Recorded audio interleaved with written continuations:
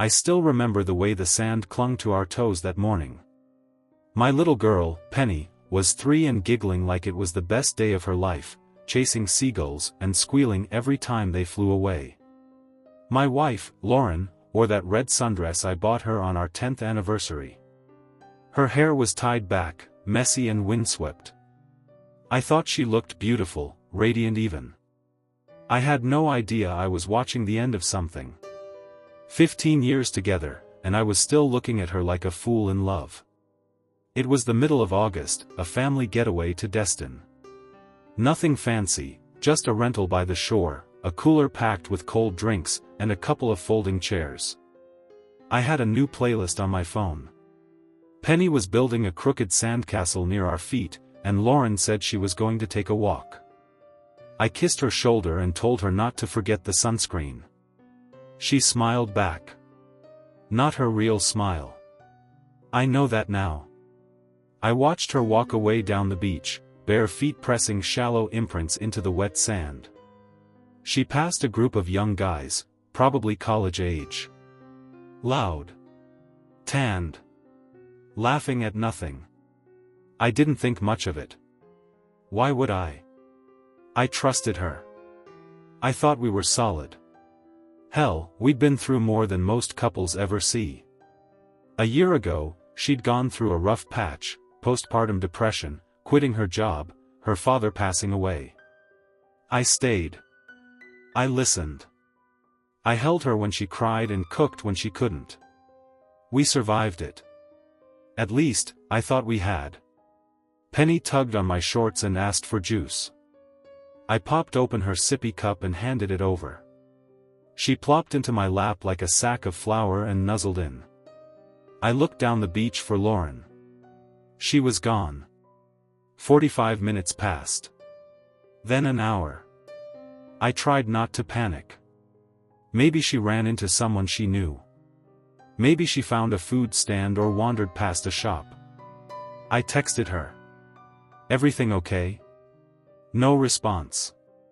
I called. Straight to voicemail. When she finally came back, her hair was damp, her cheeks flushed. I asked her where she'd gone. She said she took a swim to cool off, then lay out to dry in the sun. She didn't bring a towel. I saw something in her eyes then. Guilt. A shadow of it. She looked past me, over my shoulder, like I wasn't the one she'd built 15 years of life with. Then she smiled at Penny and said she wanted to walk back to the house. We didn't speak much that night. The next morning, she left a note. I'm sorry. I love you, but I can't do this anymore. Don't make this harder than it already is. I need to feel alive again. You'll be a better father without me. She didn't even take her wedding ring. I sat at the edge of the bed, holding that note, the house silent except for Penny singing to herself in the next room. Her baby doll had a blanket wrapped around its head like a bonnet. She smiled at me when I walked in and said, "Where's Mommy?" I didn't know how to answer. I told her, Mommy had to go somewhere for a little while. She tilted her head. She going to bring me a present? I nodded slowly. Yeah, baby. I think she will. But I wasn't sure what kind of present comes from betrayal. Later that week, I found out through a friend of a friend that Lauren had hooked up with 2, maybe 3, of those beach guys. One of them posted a blurry photo of her on Instagram. She was laughing, holding a beer, arms around 2 shirtless boys. Boys. That's what they were. She was 38. They were maybe 22. Maybe. My heart cracked right there. Not loud. Not with an explosion. Just a quiet snap, like a twig underfoot. But I didn't scream. I didn't break things. I didn't chase after her, though God knows I wanted to. I had a child to raise. I had a house to clean. Bills to pay. A life to hold up with my bare hands. So I held it. I held it for Penny. And I told myself, someday, you'll understand. The first few days without Lauren felt like walking around with one shoe missing. I kept waiting to hear her voice down the hall, smell her shampoo in the bathroom, or find her phone plugged in by the nightstand like always. But none of that came. Just silence. Long, heavy silence. Penny didn't understand, not really. She kept asking questions, little ones at first. When's Mommy coming back, or, can we call her? I'd smile and say Mommy was busy or traveling or tired, and I hated myself for lying.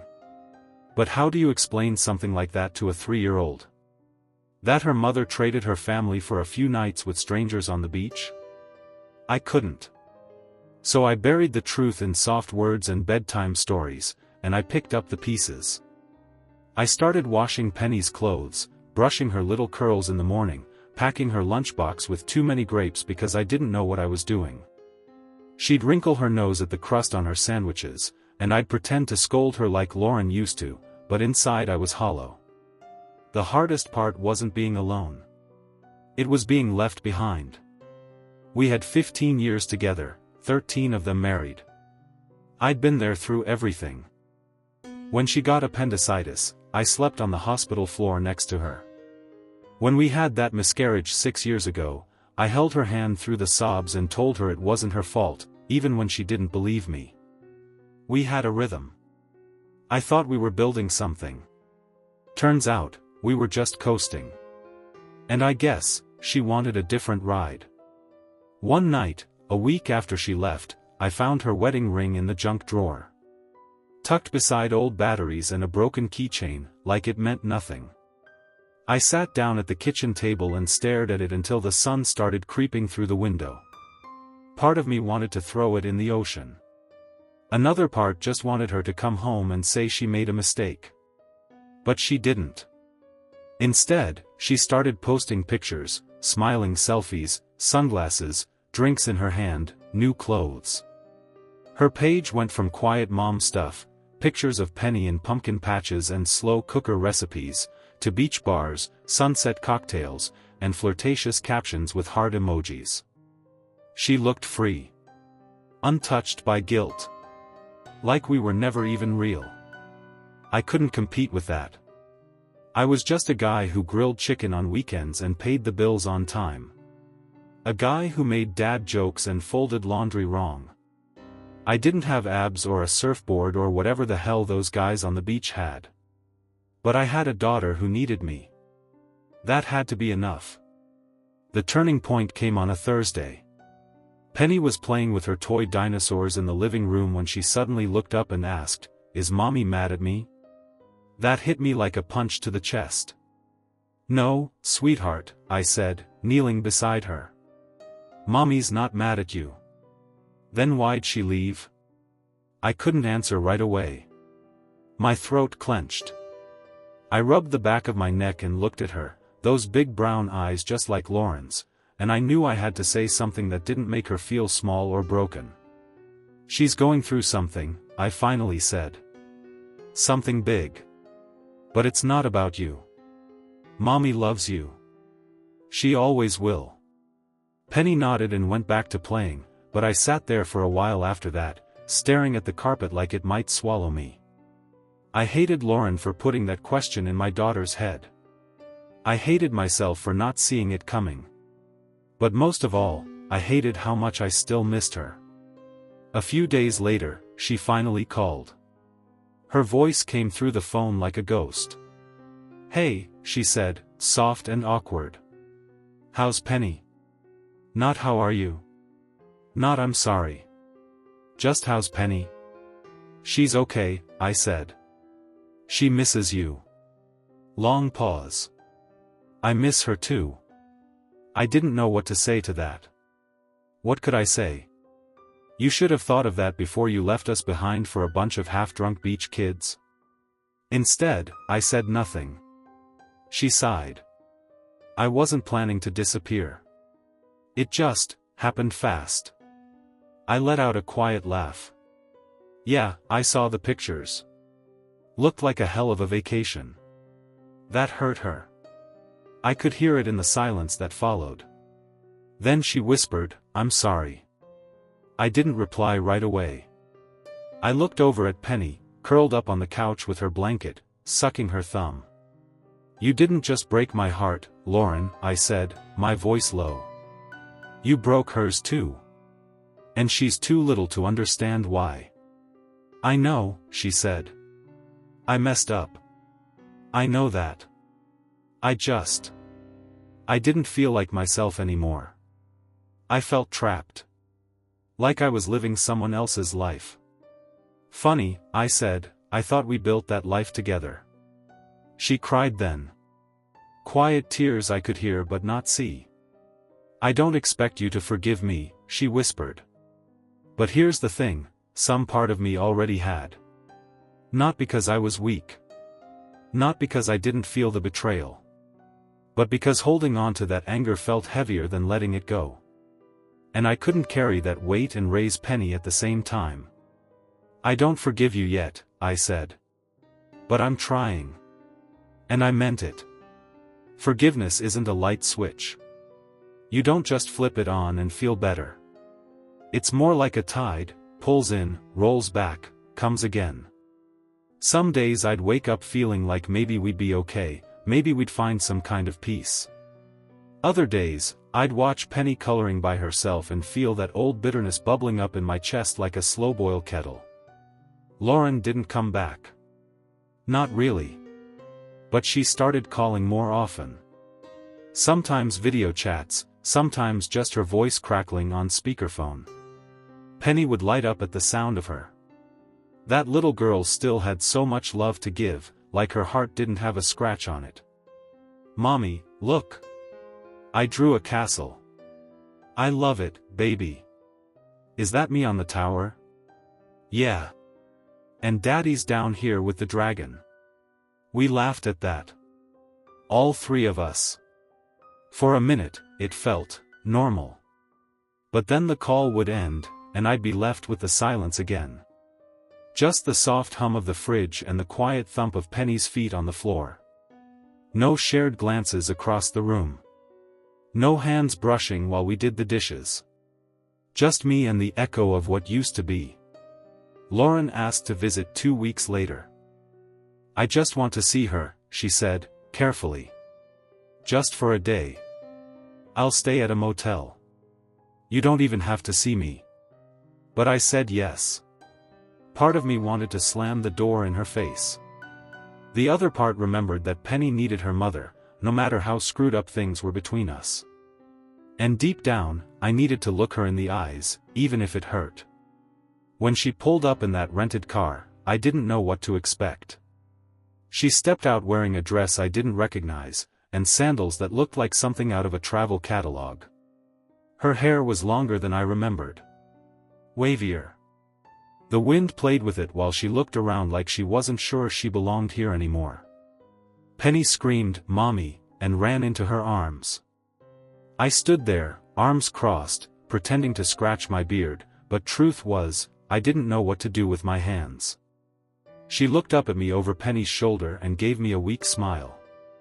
"Hey," she said. "Hey." It was awkward, but we got through it. Penny dragged her inside, showing her every crayon drawing, every stuffed animal. Lauren listened with patience I hadn't seen in her in years. After dinner, while Penny was in the tub, Lauren leaned against the kitchen counter with a glass of water and asked, "You holding up okay?" I gave a small shrug. "I'm figuring it out." She nodded slowly. "You always were better at that." It wasn't a compliment. It was regret. That night, she stayed at a motel down the highway. She didn't ask to stay, and I didn't offer. But the next morning, we met at the playground. Penny ran wild while we sat on the bench like two people who used to know each other. "I never planned to leave like that," she said suddenly, watching the swing sway in the breeze. "It wasn't just about the guys. I mean, yes, I messed up. But I was already slipping before that. I just didn't say it out loud. I didn't say anything. I just stared ahead, watching our daughter try to climb the slide the wrong way. I felt invisible," she continued. Like I was fading into the background. Every day was diapers and dishes and bills. I wanted to feel alive again. And then I met those boys on the beach and I held up a hand. Stop. Please. I don't want the details. She shut her mouth, nodded. I know I don't have abs. Or a boat. Or a lifestyle worth Instagramming, I said, quiet. But I gave you everything I had, Lauren. Every piece of me. I would have carried you through anything if you just told me you were drowning. She blinked fast, but her voice stayed even. I know. And I hate myself for it. Penny ran over then, breathless. Daddy, come push me. I stood and looked down at Lauren. You broke something in me. But you didn't break me. I'm still standing. For her. She looked up at me, eyes glassy. I'm proud of you. Funny. That's the last thing I ever expected to hear. Over the next few weeks, Lauren started coming around more often. At first, just for short visits. Then longer ones. She always left at night. Never asked to stay. But something in her changed. She started asking about bedtime routines. About which foods Penny wouldn't eat anymore. About how to braid her hair the way she liked. It was like she was trying to reapply for a job she'd once quit. And I'll be honest, I didn't know how to feel about it. One night, after Penny had fallen asleep in my arms watching an old cartoon, Lauren lingered at the door. Thank you, she said softly. For not turning her against me. She's a kid. She deserves to love both her parents. You're a better man than I deserve, she whispered. I didn't argue. Because she was right. But something in me had started to thaw. Maybe it was forgiveness. Maybe it was just time wearing down the sharp edges. Maybe it was seeing her trying, even if it was late. Even if it didn't change the past. I didn't know where we were going from there. But I knew I wasn't dragging the pain with me anymore. Not for Penny. Not for me. And not for her. It took me a while to admit I missed her. Not in the romantic, roses and rain type of way. More like the empty chair at the table kind of missing. The kind that settles deep into your bones when you've shared 15 years of mornings, fights, birthdays, and belly laughs with someone, and then suddenly, nothing. But Lauren kept showing up. She didn't make any grand speeches or try to move back in. She didn't ask for anything other than time with Penny. And I think that's what slowly started to shift things. One Saturday afternoon, I found myself watching them from the kitchen window, Penny and her mom twirling barefoot in the backyard, their laughter rising with the spring breeze. For a second, I felt like I was watching some other family. One that still had a chance. When she came inside, she opened the fridge like she used to, then paused like she realized it wasn't her home anymore. I'll get out of your way, she said quietly. But I stopped her. You want some tea? She blinked at me. Sure. We stood in the kitchen, quiet except for the soft whistle of the kettle. There was still space between us, sure, but it didn't feel as wide as it had before. You've changed, I said, not accusing, just observing. Lauren nodded. I had to. I lost everything. I poured the tea into mugs and handed her one. You didn't lose her. Not yet. But you're gonna have to earn it. I know, she said. Same with you. I sipped my tea. This isn't about me anymore. It's about what kind of life Penny grows up watching. She smiled, faint but real. Then let's give her something worth seeing. We started co-parenting, unofficially at first. Lauren would pick Penny up from school some days, take her for ice cream, bring her back before bedtime. Slowly, it turned into a schedule. Wednesdays. Fridays. Some weekends. It was hard, yeah. Watching them drive off without me, coming back with stories I wasn't a part of. But I kept reminding myself, this isn't about me. One evening, Penny climbed into my lap with a drawing. It was a picture of a house with 3 stick figures, me, her, and Lauren, all holding hands. She said, "We're a triangle now," Penny said. A triangle? Yeah, 'cause a triangle never falls down. I stared at the picture, feeling something twist inside me. Something I didn't quite have words for. I put the drawing on the fridge, next to the grocery list and unpaid water bill. Then came the night Lauren asked if we could talk, just the 2 of us. We sat on the front porch after Penny had gone to bed. The stars were bright overhead, and the air smelled like cut grass and cheap beer. "I haven't touched a drop since that night," she said. I looked over. "You mean?" She nodded. "The beach. The guys. The whole mess. I was drunk out of my mind. Not an excuse. Just a fact." I didn't say anything. I just let the quiet stretch. "I go to therapy now," she added. "Twice a week. I've been trying to figure out why I did what I did." "And?" I finally asked. "I think I hated myself. And instead of facing that, I hurt you. Because it was easier than asking for help." I looked down at my hands. They didn't shake like they used to. I guess that was something. "You want me to forgive you," I said. "No," she replied. "You already did that. I want you to see that I'm trying to forgive myself." That hit harder than I expected. Because in all the anger and grief, I'd never thought about how she must have been carrying it too, the guilt, the shame, the weight of knowing she broke the life we built. "Then keep trying," I said. And I meant it.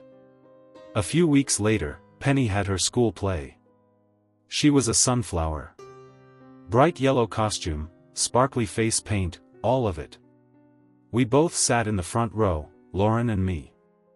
Not holding hands. Not smiling at each other like old lovers. But sitting there together. As parents. As her triangle. After the show, Penny ran into our arms, one on each side. "I saw you both," she squealed. Lauren kissed her on the cheek. "You were amazing, baby."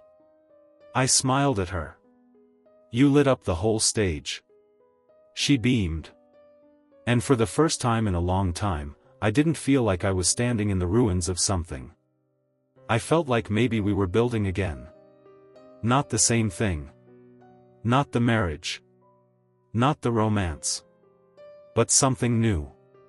Something steady. Something Penny could lean on. A triangle, after all, really is hard to knock over. It was a Sunday morning, quiet as church, and the sunlight coming through the kitchen window had that soft golden hue that makes everything feel a little more forgiving. I was scrambling eggs while Penny sat at the table drawing another one of her triangle families. She liked to add a dog now, even though we didn't have one. Said it made the triangle feel more complete. "Maybe we can get one someday," she said, peeking over her crayon. "A beagle. I'll name him Pretzel."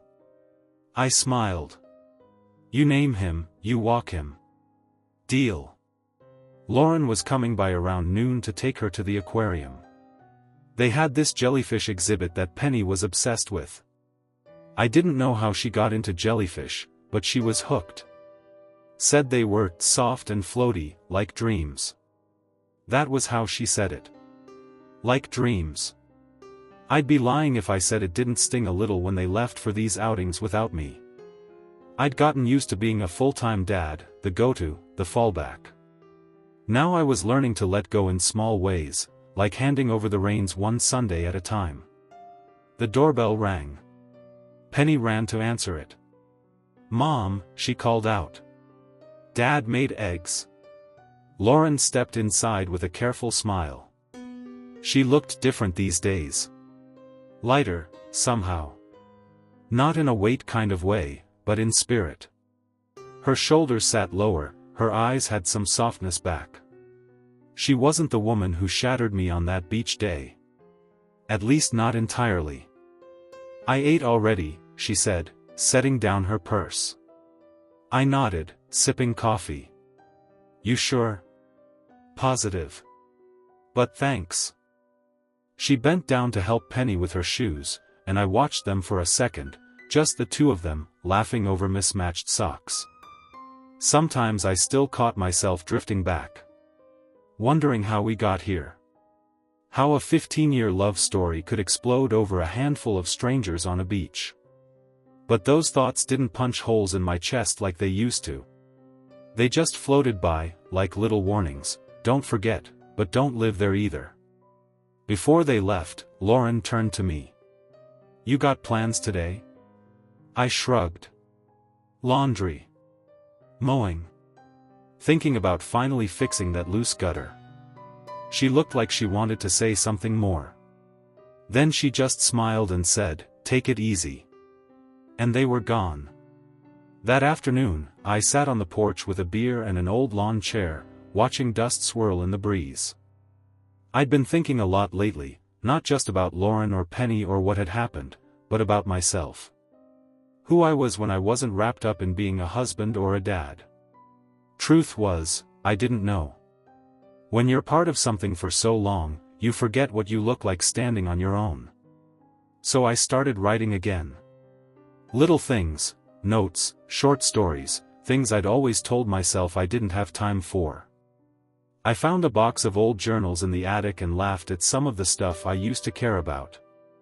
But I also found myself again in those pages. A guy who dreamed.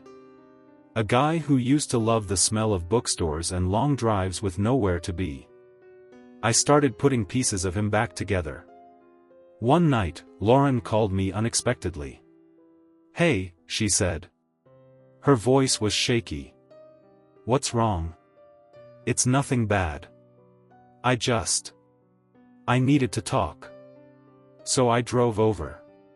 She lived in a small rental now, nothing fancy, but it was neat. Warm. There was a blanket folded over the couch, one of Penny's drawings framed in the hallway. She sat with her legs tucked up, hands wrapped around a mug of tea. I had a dream, she said. You were drowning, and I couldn't reach you. I leaned back. That's quite a dream. Yeah, she said. But the worst part? In the dream, I just stood there. Like I deserved to watch. I didn't say anything. I just let her sit with it. I don't want to feel that way anymore, she added. You don't have to. She looked up. But I did that to you. I watched you drown, and I let it happen. I exhaled slowly. Maybe. But I'm not drowning anymore. We sat in silence after that. Not because we didn't have more to say, but because sometimes, silence says exactly what needs to be said. After a while, I stood up. I should go. She followed me to the door. Thank you. For coming. I gave her a small nod. You're trying. That counts for something. Before I left, she said one last thing, you know, I don't expect anything to go back to the way it was. I turned to her. Good. 'Cause I'm not going back there either. Her eyes watered a bit, but she smiled. Maybe we build something new. Maybe. And I meant that. Not as a promise. Not even as a hope. Just as a possibility. Because sometimes, grace doesn't come in fireworks or big romantic gestures. Sometimes it comes quietly, like an old friend you didn't know you missed, sitting beside you on the porch with a cup of coffee and no plans to fix anything, just to be there. A few weeks passed after that night at Lauren's rental. We didn't talk much about it again, but something shifted. It was in the way we spoke, the way we made eye contact at drop-offs, the way Penny's backpack would be packed with a little more care. Like we both knew the shape of the damage and were learning not to trip over the cracks. But don't mistake that for healing being easy. It wasn't. Some days, I still found myself staring out the window, thinking about the beach. About the moment I saw her with those young guys. It would hit me out of nowhere, at the grocery store, or when Penny laughed a certain way that reminded me of her mother, and it'd feel like an invisible hand grabbing me by the throat. That kind of pain doesn't ask for permission. It just shows up. One Friday night, Penny was asleep early after a long school field trip, and I was out on the back porch with a notebook. I'd been writing down memories, little moments from our 15 years together. Some were good, some made my stomach turn. But I wanted to remember. I didn't want to just erase her from the story like she hadn't shaped most of my adult life. That's the thing nobody tells you: forgiveness isn't about pretending it didn't happen. It's about carrying it differently. On Saturday, I ran into Lauren and Penny at the farmer's market downtown. Penny spotted me first. "Daddy," she shouted, weaving between people like a little bullet. She grabbed my hand and tugged me toward their stall. Lauren was sampling apples. "Look what Mom found. It's a Fuji Crisp something." "Fuji Crisp," Lauren corrected, holding out a slice. "It's good." I bit into it and nodded. "Sweet." We stood there for a minute, just the three of us, pretending the world hadn't come undone. Then Lauren said, "You wanna walk with us a while?" I almost said no. I didn't want to blur lines or raise Penny's hopes. But then I looked at her, swinging a canvas bag over her shoulder, the way her hair caught the sunlight, and I remembered that forgiveness wasn't a straight path. Sometimes, it was a meandering one. So I walked with them. We talked about the price of tomatoes and how Penny was trying to get the hang of cursive. Normal stuff. Unimportant stuff. But it mattered. Toward the end, as we were parting ways, Lauren turned to me. "Hey," she said. "Can I ask you something?" "Sure. Do you think we could ever?" "I don't know, sit down sometime? Just you and me. Talk?" I nodded slowly. "Yeah. We can do that." She gave a small, grateful smile. Not expectant, not overly hopeful. Just thankful. And I realized right then, I wasn't doing it for her. I was doing it for me. Because part of me still needed to understand. Not to reopen the wound, but to finally stop checking it every day like it might still be bleeding. We met the following week at a quiet diner on the edge of town. Same one we used to go to before Penny was born. The place still had those sticky menus and booths that squeaked when you slid in. Lauren was already there when I arrived. 2 coffees sat untouched between us. She looked up. "Thanks for coming." "Sure." We talked. Not about the beach. Not at first. We talked about high school, about when we first met, about the way Penny used to say "aminals" instead of "animals." Then the quiet set in. And that's when she finally said it. I was lonely. I looked at her. "Lonely? I don't mean that as an excuse," she said quickly. "Just an explanation. You were a great dad. A good man. But somewhere along the way, I stopped feeling like your wife. I started feeling like furniture." I leaned back. It hurt. But I listened. "I didn't know how to tell you," she went on. "And then we were on that trip and those guys, they made me feel seen. It was stupid. It was awful. I regret it every day." I didn't speak right away. I just stared at the rim of my coffee cup. "Do you still love me?" she asked softly. That question. I let it hang between us. "I don't know," I said honestly. "I love what we had. I love that you gave me our daughter. I don't know if I love you, now." Her shoulders sagged a little, but she nodded. "That's fair." We finished our coffee in silence. No big ending. No sweeping resolution. Just the quiet understanding that this was one of many conversations to come. When we walked out, the sun was setting behind the hills. It cast a warm orange glow across everything. Before we got in our separate cars, I said, maybe we keep talking. I'd like that. And as she drove away, I stood there in the gravel parking lot, letting the dusk settle over me like a warm blanket. I didn't know what the future held. But for the first time in a long time, I didn't dread it either. The next few weeks were slow and steady, like walking uphill with a stone in your shoe. You don't stop every 5 minutes, but you sure as hell feel it the whole way. That's what it was like, trying to rebuild something that had once felt so solid and sure. Lauren and I kept meeting, talking.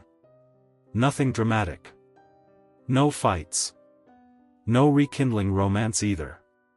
Just two people trying to make sense of the pieces. Meanwhile, Penny kept me grounded. Every morning with her was a reminder that I still had something worth showing up for, those wild bedhead mornings, her cereal sloshing over the side of the bowl, and the way she hugged me like it was the best part of her day. But there were moments I'd catch her looking at me, like she was watching for something. Like she knew we were all standing on a rope bridge swaying over a canyon, and one wrong word might snap it in half. One evening, after she'd brushed her teeth and climbed into bed, she looked at me and asked, "Why did Mommy leave?" My chest tightened. I sat down beside her, brushing a strand of hair away from her cheek. "She didn't leave you," I said gently. "But she left you." I didn't lie to her. I wouldn't do that. But I softened it. Sometimes, people get lost inside themselves. Mommy made a mistake. A big one. But she loves you more than anything in the world. Penny was quiet for a moment. "Do you still love her?" That question again. I looked down at my hands. "I love what we were. And I love how we made you. But some kinds of love don't go backward." She blinked. "Does that mean we're not a family anymore?" And that right there nearly broke me. I took her small hand and gave it a squeeze. "We're still a family, Bug. Just a different kind." That weekend, Lauren and I took Penny to the lake. Just the three of us, like old times, except it wasn't. Not really. There was space between us. Gaps. But also warmth. Like a campfire someone had rekindled but hadn't quite decided whether to keep feeding or let burn out. We rented a paddle boat, let Penny sit between us while she splashed her hands in the water and pointed at ducks. I caught Lauren looking at me a few times. Not long stares. Just quick glances, like she was studying who I'd become since everything fell apart. Later, while Penny played in the sand nearby, Lauren and I sat in the grass. "I like this," she said. "Us. Here. Together. It's easy to like the good moments." She looked down at her shoes. "I know." We sat in silence for a while. Then she said, "Do you ever wonder what would have happened if I hadn't done what I did?" I shrugged. "I wonder what would have happened if we'd talked more. If we hadn't let the routine become the whole relationship." She nodded. "Me too." Then she surprised me. "I've been going to therapy," she said. "Just started. I realized I've got a pattern of breaking things when I feel ignored. And instead of talking, I run toward the first distraction." I looked at her. "That's a brave thing to admit." "I want to be better. For Penny. For me. I'm not asking you to take me back. I just want you to know I'm working on it." That hit me hard in a good way. For so long, I thought I'd been the only one doing the rebuilding. Turns out, she was trying too, just in her own corner, in her own way. That night, back at home, Penny was asleep and I found myself sitting at the kitchen table, staring at the photos on the fridge. There was one of all three of us from 5 years ago, smiling in front of a pumpkin patch, Penny in overalls, Lauren with leaves in her hair. That family still existed. Just different now. And maybe that was okay. I grabbed a pen and started a new page in my notebook. Things we lost. Trust. Time. The old kind of love. Things we still have. Penny. New conversations. A chance. I didn't know where it was all headed. I didn't know if Lauren and I would ever be something again. But I knew we were slowly turning a tragedy into a truth we could both live with. That had to count for something. The fall came in soft that year, just a brush of crispness in the air, not quite enough for jackets but enough to make you notice the change. It matched the way things were feeling inside me. Not better.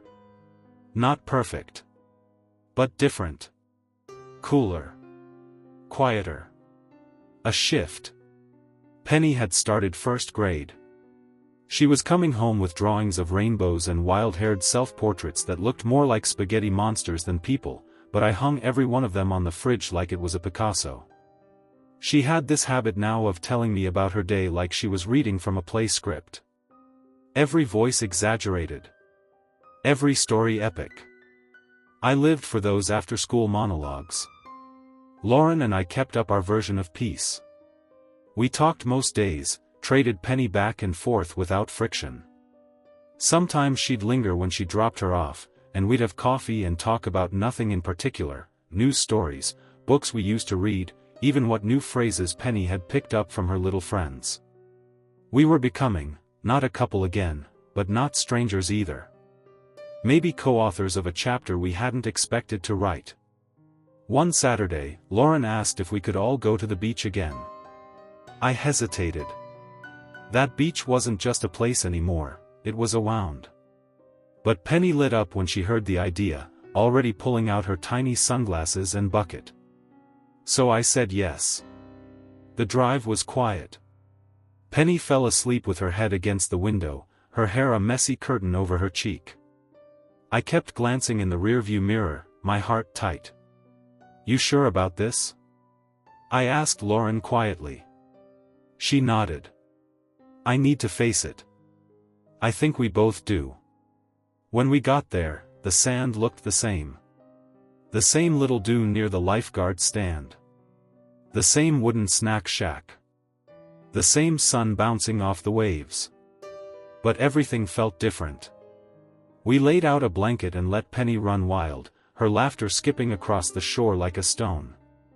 Lauren and I sat side by side, not touching, just watching. "I kept dreaming about this place," she said.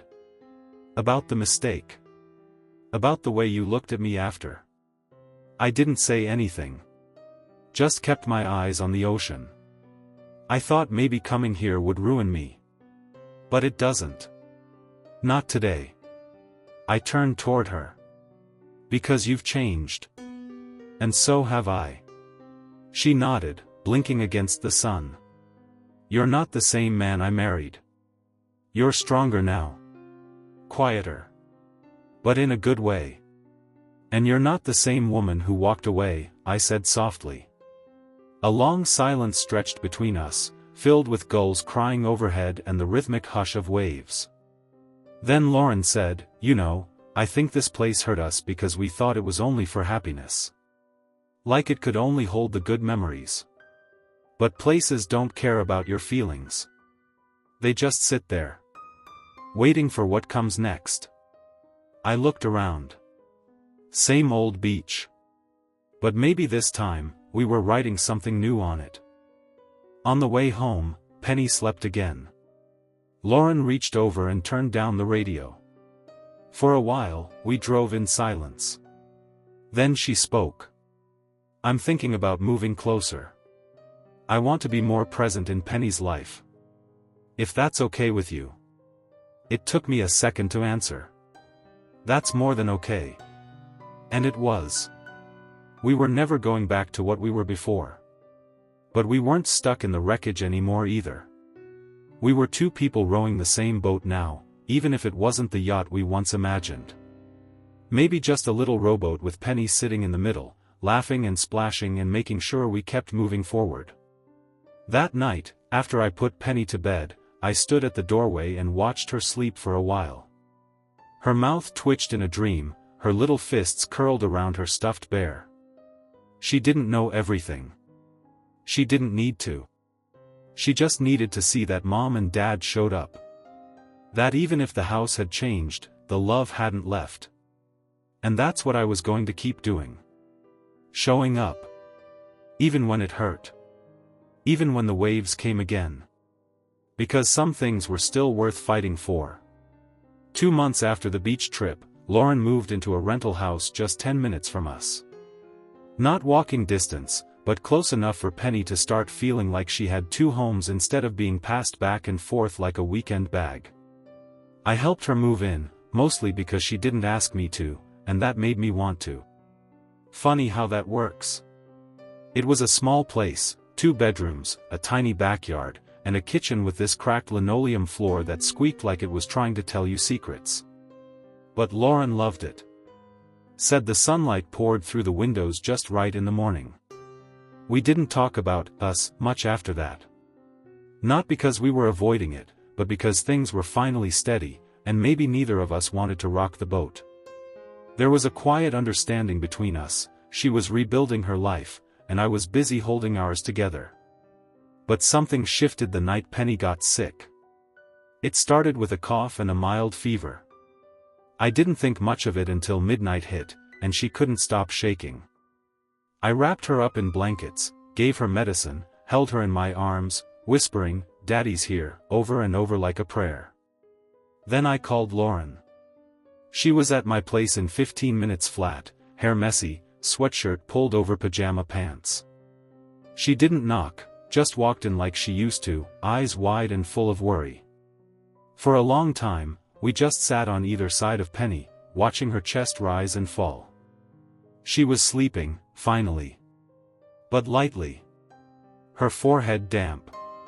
"I forgot how small she still is," Lauren whispered. I nodded. It's easy to forget when she's bouncing off walls. Lauren looked at me, her eyes glassy. I missed too much. I know I did. I didn't argue. There was no need. Truth doesn't always need to be underlined. But I'm here now, she added. I swear to God, I'm here for real this time. Her voice cracked on the last part. And in that moment, I saw it again, the version of her I used to know. The one who wanted a family more than anything. The one who believed in Sunday pancakes and bedtime stories. I reached across Penny's little sleeping frame and touched Lauren's hand. She didn't pull away. Then be here, I said. No more half measures. For her. Not for me. I will, she said. But I also want to be here for you, too. That part. I didn't have a neat answer for. So I just held her hand a little longer. Let it sit there between us. No promises. No demands. Just quiet. Penny got better by morning. A little pale, but already asking for juice and cartoons like nothing happened. Kids are like that, resilient in ways we forget how to be. Lauren made French toast, her first time cooking in my kitchen in over a year. It smelled like old Saturdays and better times. I leaned against the counter, arms crossed, watching her hum to herself like it was the most natural thing in the world. And for a second, it didn't hurt. It just felt warm. Normal. Later, when she left, Penny clung to her like she didn't want to let go. And maybe I understood that a little too well. As the door closed behind them, I stood in the silence of the house, feeling the strange blend of gratitude and loneliness that had become my constant companion. I knew this wasn't a fairy tale reunion. We weren't magically back to where we were 15 years ago.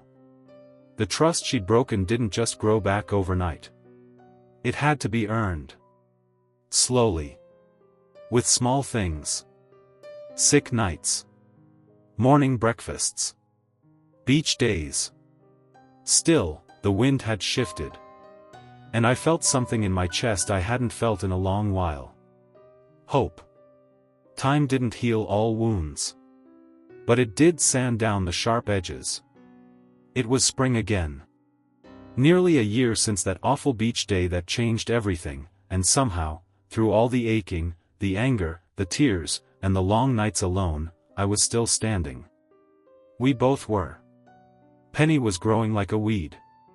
Reading chapter books now.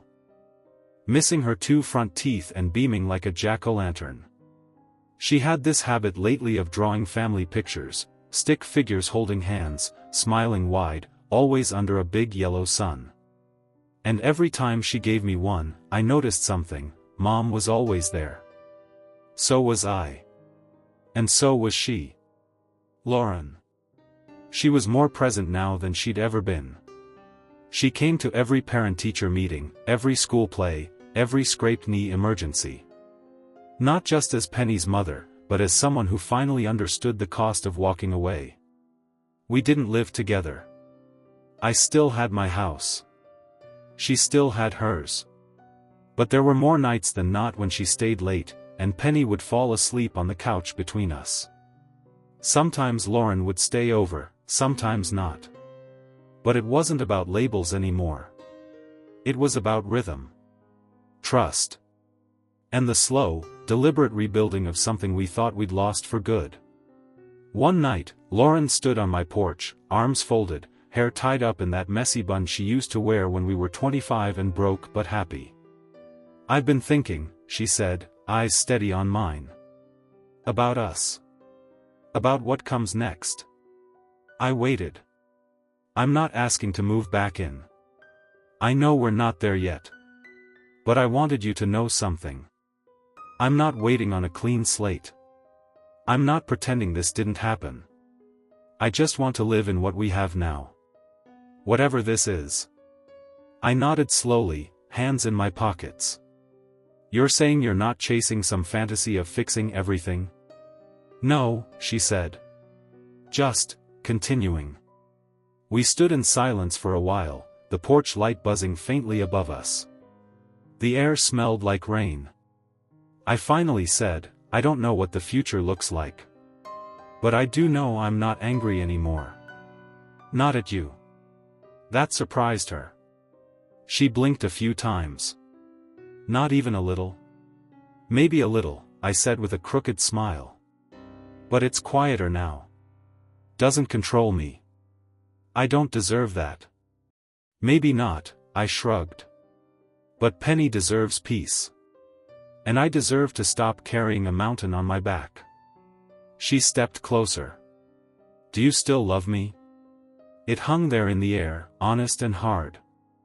I didn't rush my answer. I thought about those nights alone. About the wreckage. The betrayal. The crying through the walls when Penny couldn't hear me. And then I thought about her showing up when Penny got sick. About French toast in the kitchen. About all the drawings taped to the fridge. "I think love looks different now," I said. "Not shiny. Not perfect. But real. Scarred and stubborn." Lauren nodded, tears gathering in her eyes. "I can live with that." We didn't kiss. We didn't hug. We just stood there, under the porch light, letting everything between us settle into something quiet and solid. Weeks passed. Seasons kept turning. We weren't some magical happy ending. But we were still trying. Still showing up. Still writing our story, even if the pages were dog-eared and smudged. One evening, Penny sat between us on the couch, wearing mismatched socks and munching popcorn. We were watching some old animated movie, dragons and castles and cheesy dialogue. She turned to both of us and said, "I like it when we're all together. It feels like home." I looked over at Lauren. She looked back. And for the first time in a long time, I believed her when she smiled. Not because everything was perfect. But because it wasn't. And we were still here anyway.